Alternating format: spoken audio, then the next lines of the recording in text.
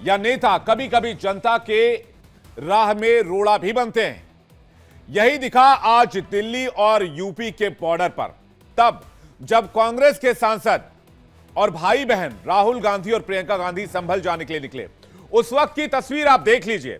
यह दिल्ली एनसीआर का peak time होता है जब लोग ऑफिसेस के लिए निकलते हैं, लेकिन चूंकि रास्ते में राहुल गांधी और प्रियंका गांधी का काफिला था, दोनों के साथ बड़ी संख्या में कांग्रेस कार्यकर्ता मौजूद थे, तो यहां पर गाड़ियों का रेला लग गया, घंटों जाम की स्थिति बन गई। जाहिर है राहुल और प्रियंका संभल के जख्मों पर मरहम लगाने जा रहे थे। मैं इस पर सवाल नहीं उठा रहा, लेकिन शायद वक्त सही नहीं चुना था, क्योंकि संभल रफ्ता रफ्ता पटरी पर लौट रहा है। ऐसे में सरकार को लगता है कि संभल में सियासी जमावड़ा चुनौतियां बढ़ा सकती हैं। तभी संभल के डीएम ने राहुल के दौरे को लेकर चिट्ठी लिखते हुए उन्हें अपने दौरे को रोकने की अपील की, जिसके बाद उन्हें रोकने के लिए गाजियाबाद बॉर्डर पर पुलिस का अमला लगा दिया गया। इसके बाद संभल जाने के लिए निकले राहुल गांधी को पुलिस ने रोक दिया। काफी देर तक चली मशक्कत के बाद राहुल और प्रियंका के काफिले को वहां से वापस भेज दिया गया। लेकिन इन सब के बीच में पिसा कौन? वहां की आम जनता। कबीर का एक दोहा है, चलती चक्की देखकर दिया कबीरा रोए, दो पाटन के बीच में साबुत बचाना कोए। और यही यहां पर हुआ। आम लोग घंटों जाम में फंसे रहे। कांग्रेस नेता कार्यकर्ता दिल्ली की तरफ लौट गए। यहां से राहुल और प्रियंका सहित सभी कांग्रेस सांसद पार्लियामेंट चले गए। राहुल के साथ उनके कार्यकर्ताओं का हुजूम भी इस दौरान नजर आया। नतीजा यह हुआ कि गाड़ियों के काफिले के चलते सड़क पर लंबा जाम लग गया। दिल्ली मेरठ एक्सप्रेसवे पर गाड़ियों की कतार लग गई। आइए आपको दिखाते हैं बॉर्डर पर रोके जाने के बाद राहुल गांधी किस तरह पुलिस वालों से सवाल जवाब करते नजर आए। It's my right to go there to see what's going on. मेरा अधिकार है ये। What basis if they deny the LOP permission to go? It's the issue of law and order. But am I going to disturb law and order? There is a sensitivity. But I'm going to go with the police quietly and come back. I'm going alone. अकेला। यहाँ पे मतलब रोकने को बोला है। हम पूछ रहे हैं कि भाई परमिशन तो दिखाओ, ऑर्डर दिखाओ, कैसे कर रहे हो, किस बेसिस पे कर रहे हो। संभल जाने की कोशिश कर रहे हैं, पुलिस मना कर रही है, अलाउ नहीं कर रही है। एज एलओपी मेरा अधिकार बनता है कि मैं जा सकता हूँ, मगर तब भी वो मुझे रोक रहे हैं। जो एलओपी के अधिकार हैं उसके खिलाफ है।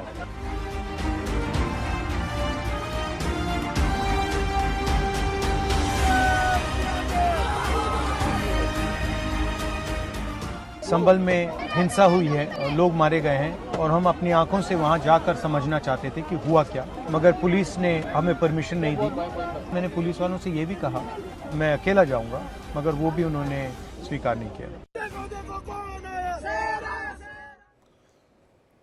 अब संभल की स्थिति को देखते हुए किसी को अपनी सियासत देखनी है, किसी को अपना वोट बैंक और किसी को अपनी जरूरत। दोनों का टकराव गाजीपुर बॉर्डर पर एक बड़ा मुद्दा बन गया। कांग्रेस के इस पूर्व निर्धारित कार्यक्रम का असर संभल तक तो नहीं पहुंच सका, लेकिन पुलिस ने जब रास्ता रोका, और जब रास्ता सिर्फ राहुल गांधी का नहीं रुका उस समय, बल्कि उन हजारों लोगों का भी रुक गया जो अपनी रोजी रोटी के लिए, रोजमर्रा की जरूरतों के लिहाज से, अपने काम के लिहाज से सड़क पर निकले थे। तब उनका सामना एक लंबे जाम से हुआ। कांग्रेस कार्यकर्ताओं की भीड़ और जाम में लंबे समय तक फंसे रहने के कारण वो धीरे धीरे खींचने लगे, यानी कि उनका सब्र धीरे धीरे जवाब देने लगा। आखिरकार लोगों के सब्र का बांध टूटा और वो कांग्रेस कार्यकर्ताओं से जाकर सीधा सवाल पूछने लगे कि अगर आप लोगों ने रास्ता रोका हुआ है तो हम अपने काम के लिए कैसे जाएं, हम ऑफिसेज कैसे जाएं, हम दफ्तर कैसे जाएं, हम अपना काम कैसे करें। लेकिन कांग्रेस कार्यकर्ताओं को यह सवाल रास नहीं आए, क्योंकि इन लोगों को अपनी सियासत और अपने आला कमान, दो ही तस्वीर इन कार्यकर्ताओं को दिख रही थी। राहुल गांधी खुद सड़क पर उतरे हुए थे। ऐसे में कार्यकर्ता जोश से लबरेज थे, कुछ भी कर गुजरने को लेकर आमादा थे। बस पब्लिक और कांग्रेस कार्यकर्ताओं में हाथापाई शुरू हुई। कांग्रेस कार्यकर्ताओं पर जहां जनता ने हाथ साफ किया, वहीं कांग्रेस कार्यकर्ताओं ने भी जनता को पीटा। तस्वीर आपको दिखाते हैं। असल में जनता का सब्र यूं ही नहीं टूटा, कई मुश्किलें थी जिसकी वजह से लोग इस सियासी ड्रामे से ऊब गए। किसी को काम पर जाना था, किसी को परीक्षा में जाना था, किसी को अपने परिवार की अंत्येष्टि में शामिल होना था, किसी को अंतिम संस्कार में जाना था अपने घर वाले किसी सदस्य के, किसी का अपॉइंटमेंट था, किसी की मीटिंग थी, किसी का इंटरव्यू था, कोई अस्पताल जा रहा था। ना जाने कितने ही जरूरी काम आज के इस दंगल में उलझ कर रह गए, जिसकी वजह से लोगों का गुस्सा फूट पड़ा। ऐसे एक बुजुर्ग की बात आपको सुनवाते हैं। हम तो ये कह रहे हैं हमारा रास्ता खाली करो। मेरी 70-80 साल। हम जा रहे हैं बहुत दूर, यहाँ से 40 किलोमीटर। कहाँ से आ रहे हैं आप? हैं दिल्ली से। कहाँ जा रहे हैं? कोई इमरजेंसी है क्या? इमरजेंसी है, वहाँ मौत हुई पड़ी है। अब आप क्या चाहते हैं? यहाँ हम ये चाहते हैं हमें निकाल दो ताकि उस मरने वाले के साथ तो हो जाए, उसकी अर्थी के साथ। जी, हाँ, आप कितनी देर से यहाँ पर फंसे हुए हैं? 1 घंटा हो गया हमें। 2 घंटे हो गए। गाड़ी से हैं आप? हाँ, गाड़ी से हैं। हमें ये रास्ता बंद है, क्या करें हम? कहाँ जाएं हम, बताओ? जनता, हम भी तो हिंदुस्तानी है ना, यही हिंदुस्तानी है बस। ऑफिस जाना है, किसी को ऑफिस जाना है, कोई इमरजेंसी में खड़ा है, कोई बीमार है। अब मुझे जो है वहाँ अर्थी के साथ में जाना है, मेरे भाई की डेथ होगी, अब मैं यहाँ खड़ा हूँ। कांग्रेस के कार्यकर्ता जनता से भिड़ गए। लोगों का गुस्सा राहुल गांधी पर भी उठा और राहुल गांधी के खिलाफ मौके पर नारेबाजी शुरू हो गई। लोग राहुल गांधी को लेकर क्या नारे लगा रहे थे वो भी आपको सुनवाते हैं।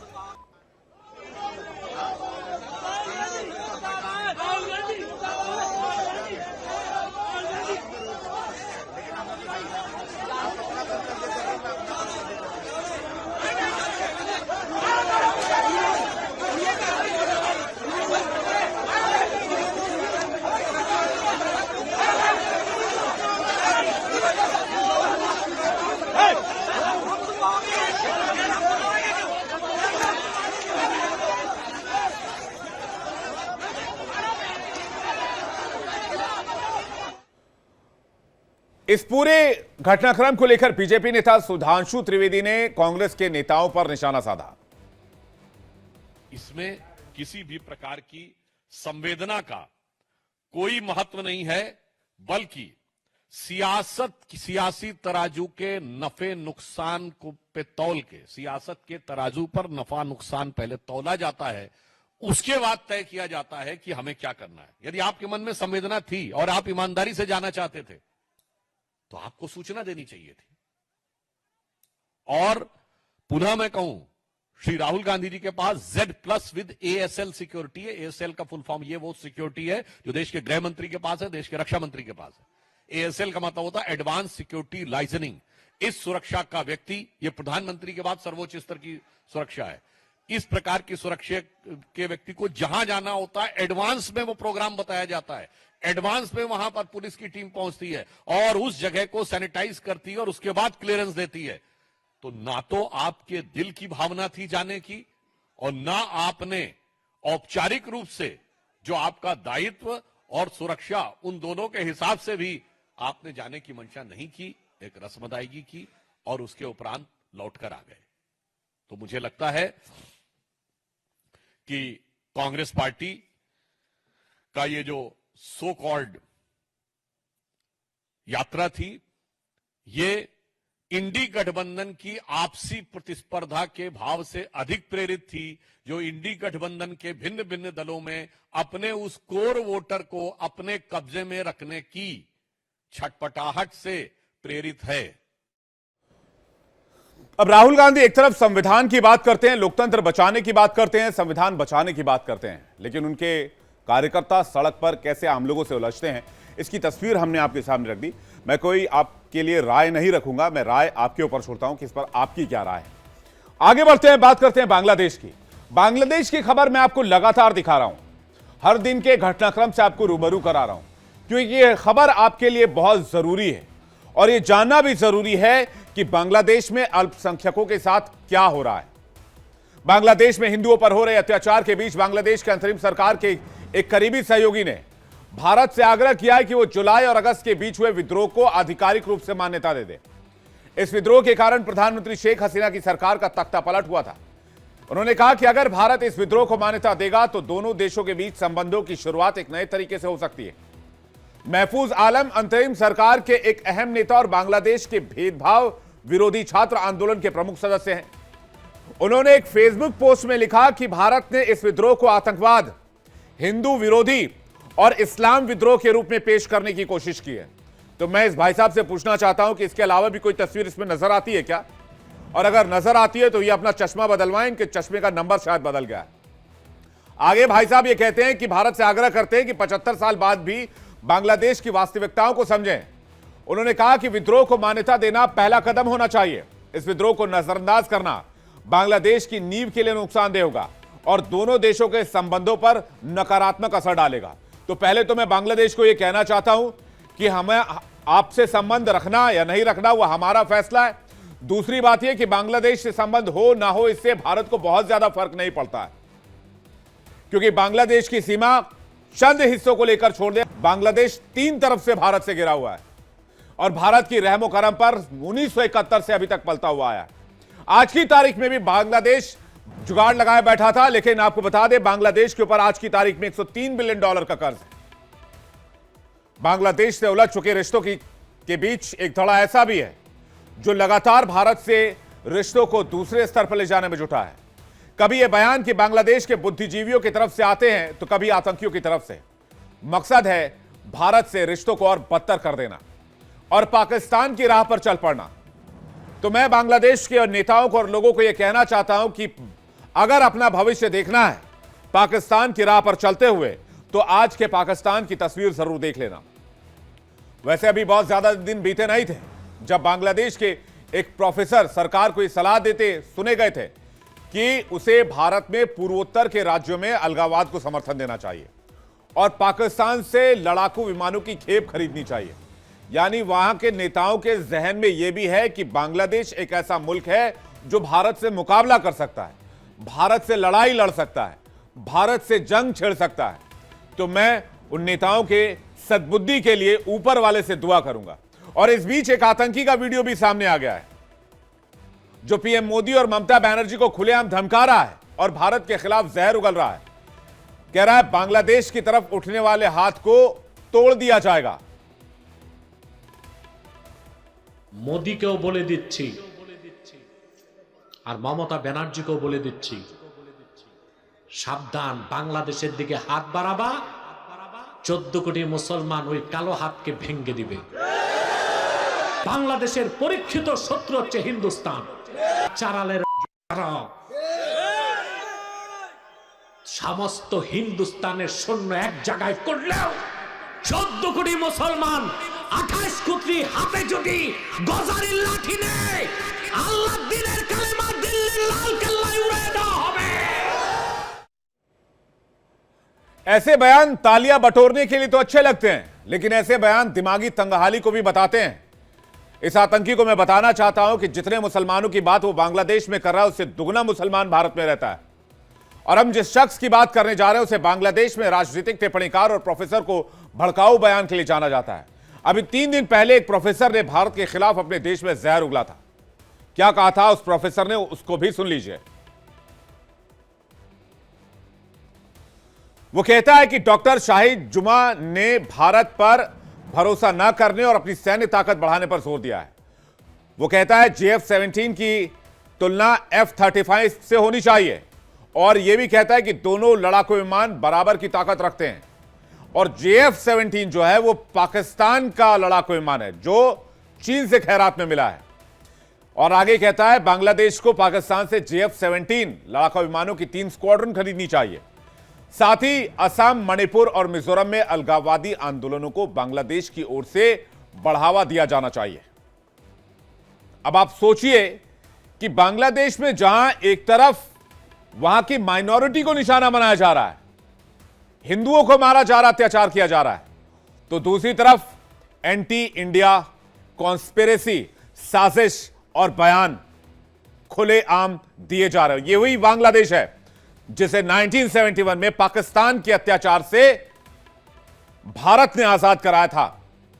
आगे बढ़ते हैं, बात करते हैं असम की। मुख्यमंत्री हिमंता बिस्वा शर्मा ने आज एक बड़ा ऐलान किया। इस ऐलान के तहत अब राज्य में बीफ को लेकर बड़ा कदम उठाया गया है। राज्य के होटल, रेस्टोरेंट और सार्वजनिक जगहों पर बीफ खाने पर बैन लगा दिया गया है। यह जानकारी खुद मुख्यमंत्री की तरफ से दी गई। इतना ही नहीं, इस फैसले के बाद कांग्रेस को चुनौती भी दी गई। बता दें कि मुख्यमंत्री हिमंता बिस्वा शर्मा ने हाल ही में कहा था कि अगर कांग्रेस के प्रदेश अध्यक्ष भूपेंद्र कुमार बोरा उन्हें खत लिखकर मांग करे तो वो असम में बीफ बैन पर बात करने के लिए तैयार हैं। असम में बीफ बैन करने के लिए पूरी तरह से तैयार है। हमारे असम में हमें गो हत्या को निश्चित करने के लिए कानून लाया थे। ये 3 साल हो गया, उससे हमें काफी सफलता मिला हूँ। लेकिन अभी आगे जाके हम ये निर्णय किया हूँ कि असम में गो मांस कोई भी रेस्टोरेंट और होटल में सर्व नहीं होगा और साथ में कोई पब्लिक फंक्शन में भी या पब्लिक प्लेस में भी ये सर्व नहीं किया जाएगा। सो ये हमने कंप्लीटली होटल, रेस्टोरेंट और पब्लिक प्लेस में बीफ को हमें कंजम्पशन ऑफ बीफ, मांस को खाना हमने आज से बंद करने का निर्णय लिया। पहले हमारा ये निर्णय था कि मंदिर का 5 किलोमीटर तक, लेकिन ये अभी हम पूरा स्टेट में एक्सपांड कर दिया हूं कि कोई भी कम्युनिटी प्लेस में, पब्लिक प्लेस में, होटल में, रेस्टोरेंट में आप इसको खा नहीं पाएगा। तो ये हमारा जो हमने शुरू किया था 3 साल आगे, इसको आज हम थोड़ा और एक कदम आगे बढ़ा के लेके गए। वहीं सरकार के इस फैसले से जुड़े ऐलान के बाद सरकार में मंत्री पीयूष हजारिका ने भी विपक्ष को घेरना शुरू कर दिया। उन्होंने बाकायदा एक्स पर पोस्ट करते हुए लिखा, या तो कांग्रेसी इस फैसले का स्वागत करें या फिर पाकिस्तान चले जाएं। वहीं बीजेपी नेता दिलीप सैकिया इस मामले में क्या बोल रहे हैं वो भी आपको सुनवाते हैं। आज जो निर्णय लिया गया, ये निर्णय वास्तव में जनता का जो मांगे है, जनता भी यही चाह रहा था। जे भारतीय संस्कृति का जो हम गौ माता जिसको कहते हैं, गौ माता का हत्या करना भी एक अपराधी है। इसीलिए गौ मांस या बीफ बंद करने का होटल्स में, रेस्टोरेंट्स में, पब्लिक प्लेसेस में, ये बहुत ही एक हिस्टोरिक, निर्णायक, ऐतिहासिक एक सिद्धांत है। I support the stand of the cabinet और आने वाले समय में इसको कम्युनल एक तरीके से न देखे, एक respect to the other religions fight. लेकिन ये पूरी कहानी कहां से शुरू होती है, इसकी पृष्ठभूमि क्या है, बैकग्राउंड क्या है? दरअसल असम में कांग्रेस सांसद रकीबुल हुसैन ने बीजेपी पर आरोप लगाया था कि उसने नगांव जिले के सामगुरी विधानसभा क्षेत्र में एक बीफ पार्टी आयोजित की थी। हुसैन का दावा था कि इस आयोजन का उद्देश्य मुस्लिम मतदाताओं को आकर्षित करना था।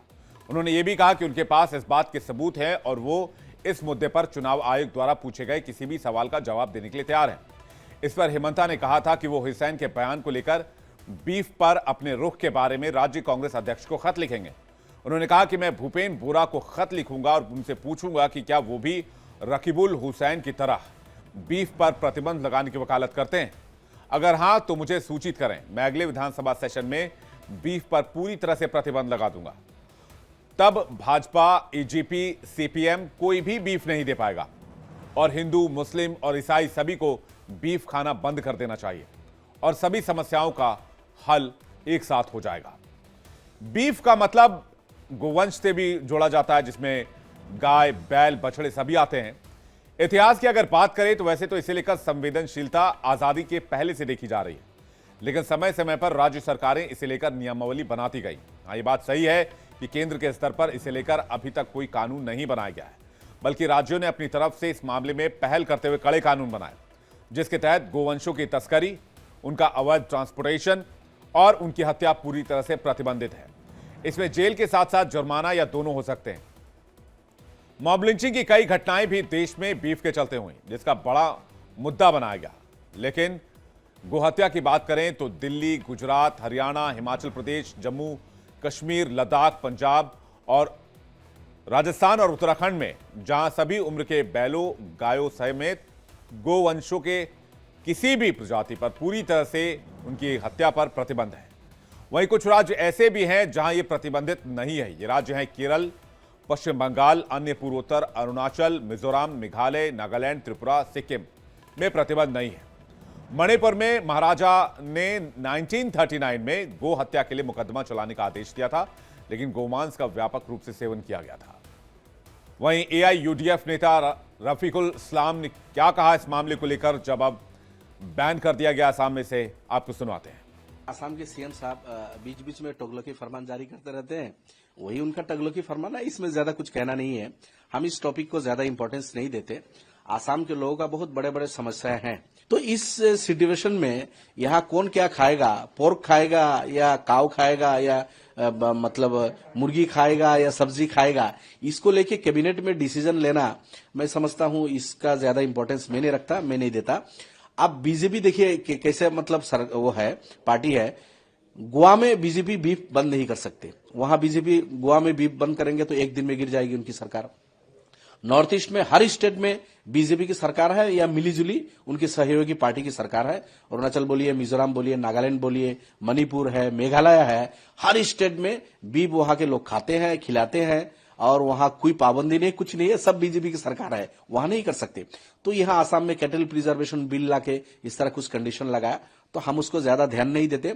हमारे जो आसाम के संख्यालघु हैं, वो क्रिश्चियन माइनॉरिटी हो या मुस्लिम माइनॉरिटीज हो या टी ट्राइब्स के लोग हो, जो आदिवासी हो, इनका बहुत बड़े बड़े समस्या है।